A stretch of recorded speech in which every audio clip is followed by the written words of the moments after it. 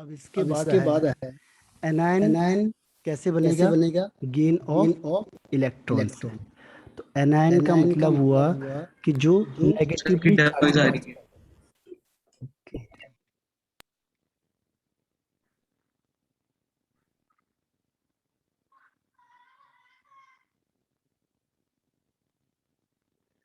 Anion होता है जिसमें नेगेटिव चार्ज होता है, नेगेटिव चार्ज पार्टिकल्स होता है पहली चीज। दूसरी चीज होती है इसमें गेन ऑफ इलेक्ट्रॉन होता है। It is found by the gain of electron. जैसे ऑक्सीजन है, इसने 2 इलेक्ट्रॉन को गेन किया है तो गेन का मतलब प्लस होगा, तो ये O2-। सेम रीजन है इसका भी। ऑक्सीजन का एटॉमिक नंबर होता है 8, ठीक है, तो इसमें प्रोटॉन 8, इलेक्ट्रॉन भी 8। अब इसने 2 इलेक्ट्रॉन गेन कर लिया तो इसमें प्रोटॉन तो 8 ही रहेंगे, इलेक्ट्रॉन 10 हो जाएंगे। तो अब माइनस का ज्यादा हो गया प्लस के कंपैरिजन में। कितना ज्यादा हुआ? 2। तो उसी को हम यहाँ पे शो कर देते हैं, इसीलिए इसको -2 से दिखाया जाता है। तो माइनस का मतलब हो गया कि इलेक्ट्रॉन ज्यादा है और प्लस का मतलब हो गया प्रोटॉन ज्यादा है। क्लियर है?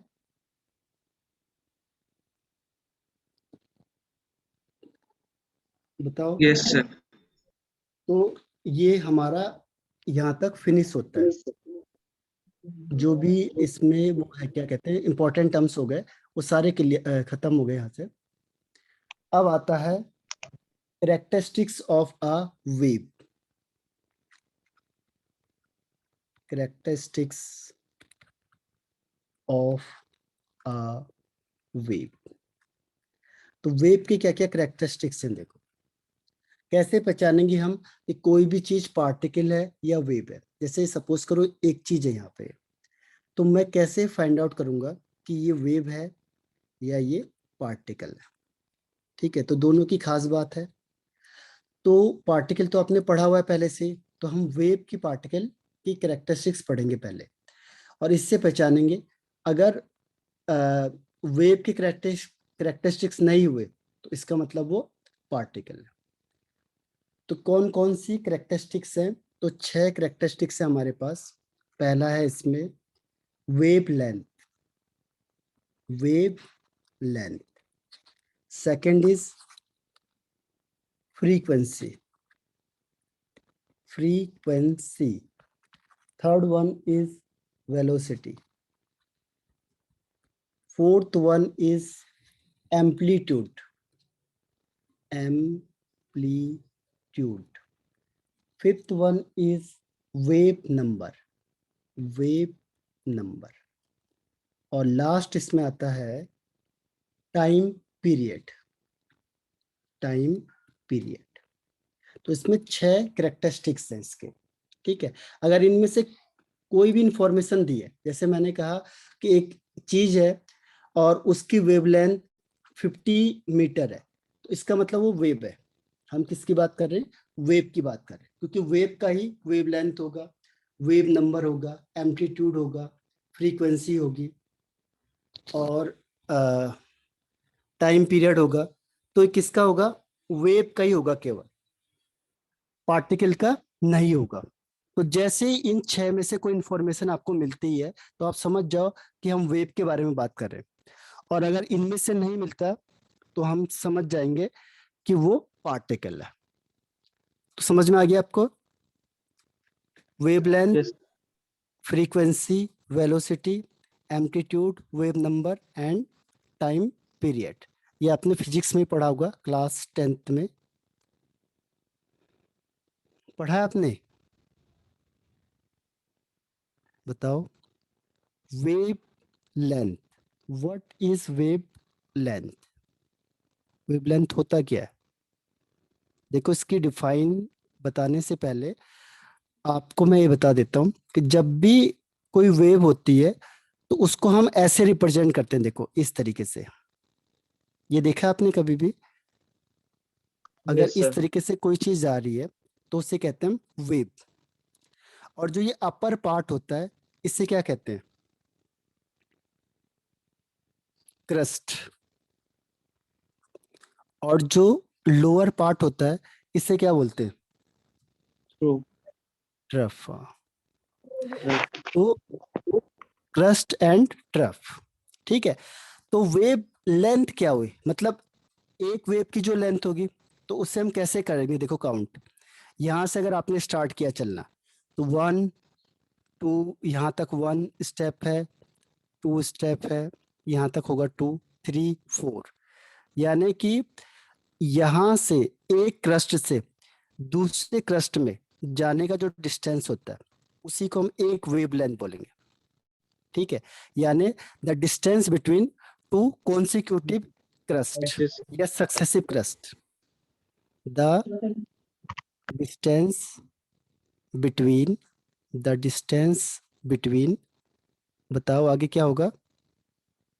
To, Two adjacent crust or throat. हाँ, तो ये कॉन्सिक्यूटिव होना चाहिए, ये नहीं कि कोई भी इसके सामने वाला, ठीक ठीक है, उसे कहते हैं सक्सेसिव या कॉन्सिक्यूटिव, कॉन्सिक्यूटिव या सक्सेसिव क्रस्ट, और या फिर ट्रफी, ठीक है। The distance between two consecutive, इसमें यहाँ चेंज हो जाएगा बस ये, ठीक है। Yes, sir.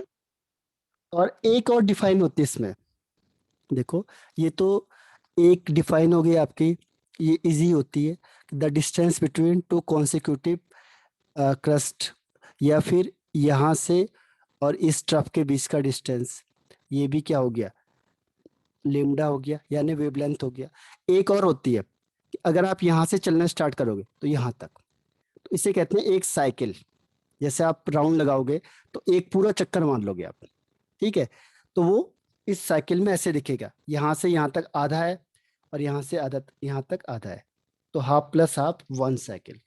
यानी इसकी एक और डिफाइन है, क्या है? The distance to complete 1 cycle, the distance to complete 1 cycle. एक साइकिल को एक चक्कर लगाने में उसे साइकिल कह देंगे, या हम कह सकते हैं एक वेव कंप्लीट करने में, या ऑसिलेशन, जो फिजिक्स में वो ऑसिलेशन वर्ड को ज़्यादा यूज़ करते हैं।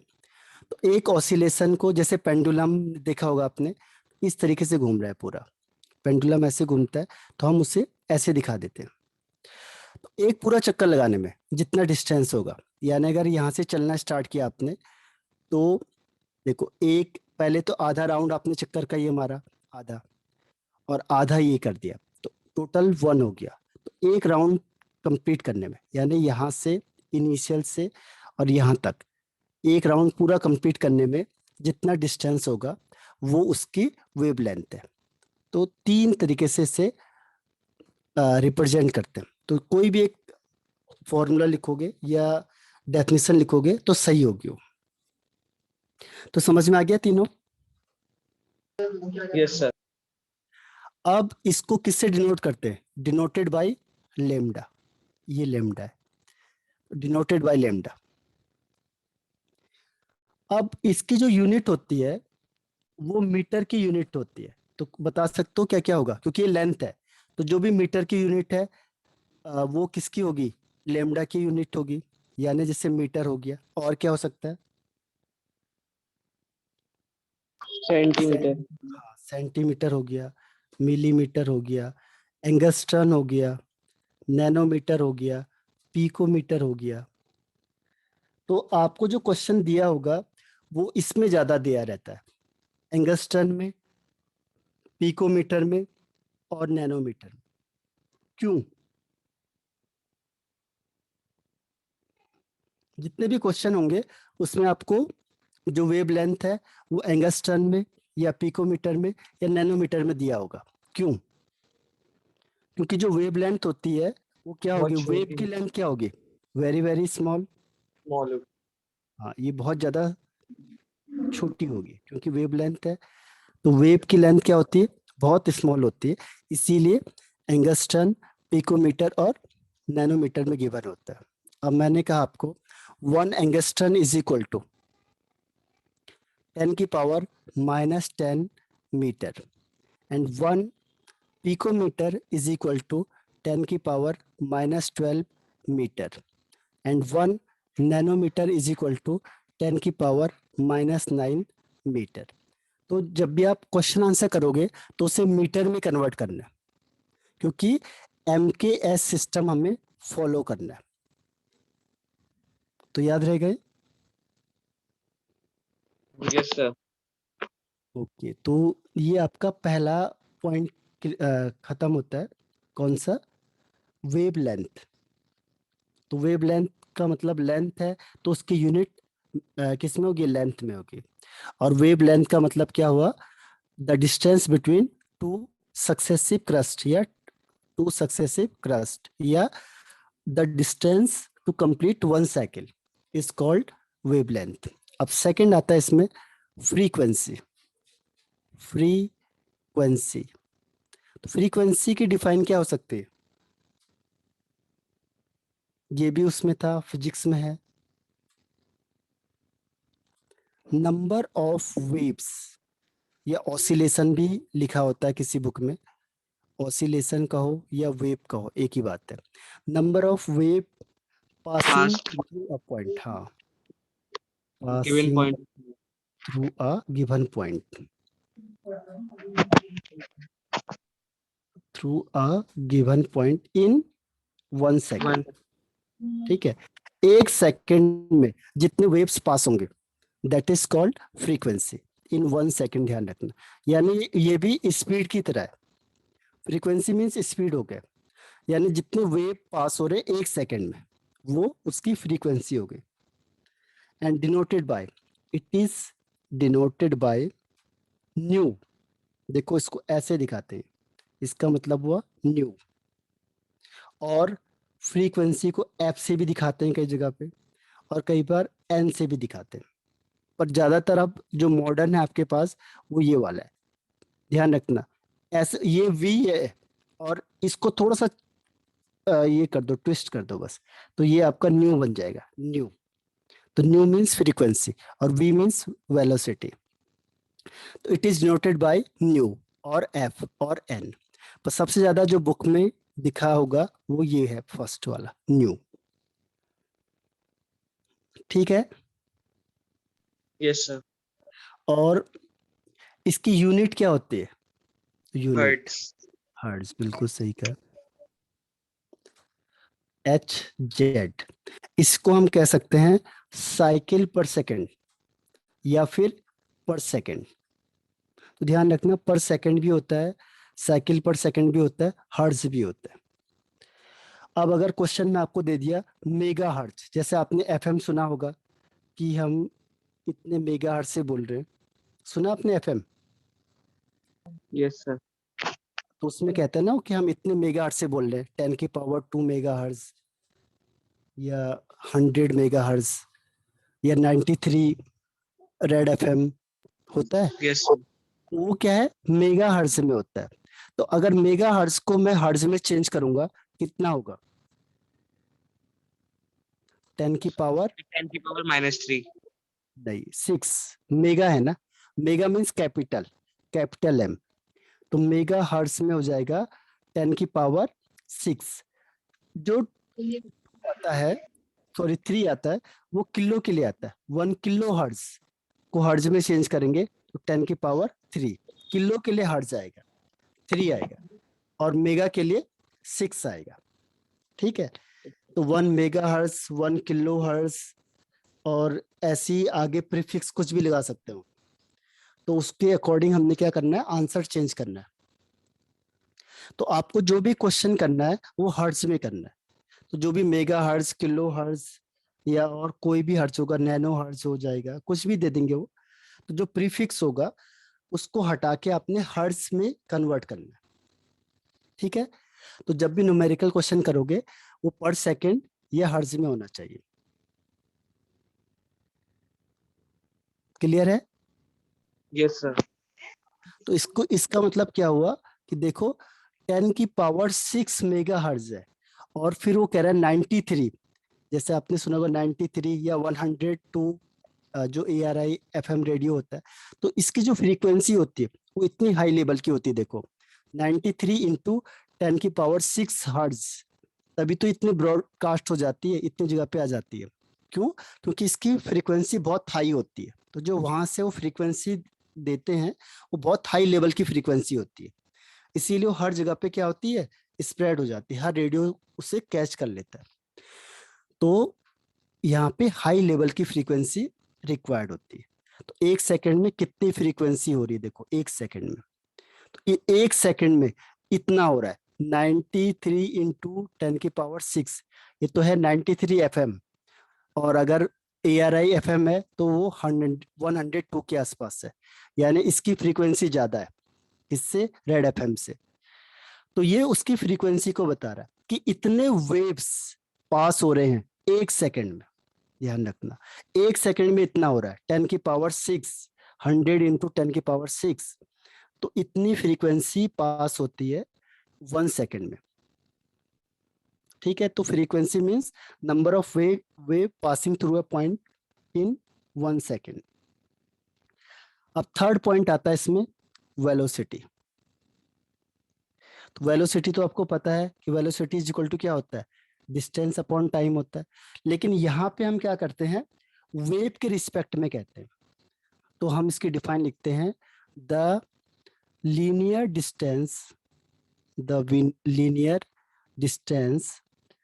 traveled by wave traveled by the wave in 1 second, wave in 1 second। देखो सब कुछ सेम है, बस हमने वेव को लाना है यहाँ पे, क्योंकि जो वेव है हम उसके बारे में कर रहे हैं। तो वेव अगर जितना डिस्टेंस ट्रेवल करती है 1 सेकंड में, वो उसकी क्या हो जाएगी, वेलोसिटी, और डिनोटेड बाय v। इसको v से डिनोट करेंगे। v इज इक्वल टू आपको पता है डिस्टेंस अपॉन टाइम होता है। ठीक है, तो इसकी यूनिट भी क्या होगी, इसी के अकॉर्डिंग होगी। Distance means metre, time means second, तो मीटर पर सेकेंड या सेंटीमीटर पर सेकेंड, ऐसे कुछ भी हो सकता है इसमें। डिस्टेंस की आपको पता है और टाइम का भी पता है, नैनो सेकेंड हो जाएगा, माइक्रो सेकेंड हो जाएगा। आपको आंसर सेकेंड में चेंज करना है न्यूमेरिकल क्वेश्चन करते समय। ये समझ में आ गया आपको? Yes sir. अब इसमें एक मेन फॉर्मूला होता है जिसके बेस पे आपके पास सारा क्वेश्चन है, वो फॉर्मूला आपको याद रखना है। ये फॉर्मूला है velocity is equal to frequency into wavelength. ठीक है, velocity is equal to frequency into wavelength. क्यों आया देखो, क्योंकि डिस्टेंस होता है, डिस्टेंस का मतलब वेवलेंथ, जितना एक वेव जितना डिस्टेंस ट्रेवल कर रही है वो वेवलेंथ हो गया। और फ्रीक्वेंसी का मतलब पर सेकंड, तो डिस्टेंस पर सेकंड, तो वेलोसिटी हो गई वो। तो velocity is equal to frequency into wavelength. अब देखो इसकी यूनिट क्या होती है, पर सेकंड, और इसकी यूनिट क्या होती है, मीटर, तो इसकी यूनिट क्या हो गई, मीटर पर सेकंड। ठीक है, मीटर पर सेकंड या मीटर सेकंड इनवर्स। तो इसीलिए जो इसका फॉर्मूला है, इसी के बेस पे आपके पास जितने भी न्यूमेरिकल क्वेश्चन है इसमें, वो इसी फॉर्मूले के बेस्ड पे, velocity is equal to frequency into wavelength. Short में अगर हम इसे कहेंगे तो वेलोसिटी मतलब होता है v, और फ्रीक्वेंसी मीन्स होता है न्यू इनटू वेवलेंथ। ठीक है, तो ये इसका शॉर्ट फॉर्म है, याद हो जाएगा ये। Yes sir. हाँ, तो ये हो गया आपका थर्ड पॉइंट। एक और बता देता हूँ मैं आपको, एम्पलीट्यूड का। एम्पलीट्यूड, एम्पलीट्यूड होता है क्या, देखो जब भी हम वेव को दिखाते हैं, या आपकी बुक में कहीं पे भी वेव को दिखाएंगे तो क्या करेंगे, वो इस तरीके से दिखाते हैं, ये उसका सिंबल है हर हमेशा। अब इसमें जो एम्पलीट्यूड होता है, ये हाईएस्ट हाइट ये जो हाईएस्ट है, ये हाईएस्ट हाइट, इसी को हम एम्पलीट्यूड कहते हैं, इसको दिखाते हैं ए से। मैंने कहा अगर ये ए है तो नहीं, ये ए है नहीं, जो इसकी हाईएस्ट हाइट है या फिर हाईएस्ट डेप्थ है ट्रफ की, वो भी एम्पलीट्यूड है। हाईएस्ट हाइट ऑफ क्रस्ट या highest height depth of crust, वो एम्पलीट्यूड है। उसके आगे पीछे नहीं है। जैसे मैंने कहा ये एम्पलीट्यूड है तो आप कहोगे नहीं है। जो इसमें हाईएस्ट है, जैसे आपने ये एक बनाया वेव, तो इसमें जो हाईएस्ट पॉइंट होगा वही एम्पलीट्यूड है बस, बाकी का कोई भी एम्पलीट्यूड नहीं है। ठीक है, इसमें और कोई एम्पलीट्यूड नहीं है, केवल एक ही लाइन होती है, वो हाईएस्ट है। तो इसकी डिफाइन क्या हो जाएगी एम्पलीट्यूड की, बताओ। एम्पलीट्यूड की डिफाइन क्या होगी? द हाईएस्ट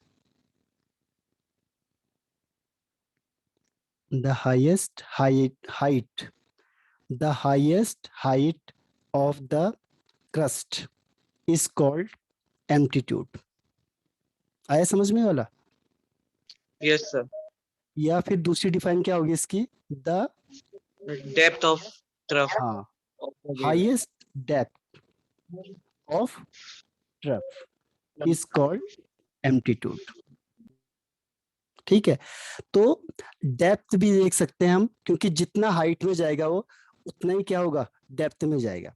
जैसे ये है, उसकी जो डिस्टेंस होगी सेम होगी। जैसे ये है, तो अगर यहाँ से यहाँ तक हाईएस्ट है 10 मीटर, तो ये भी क्या होगा, डेप्थ का हाईएस्ट वाला 10 मीटर होगा, यानी दोनों बराबर होंगे।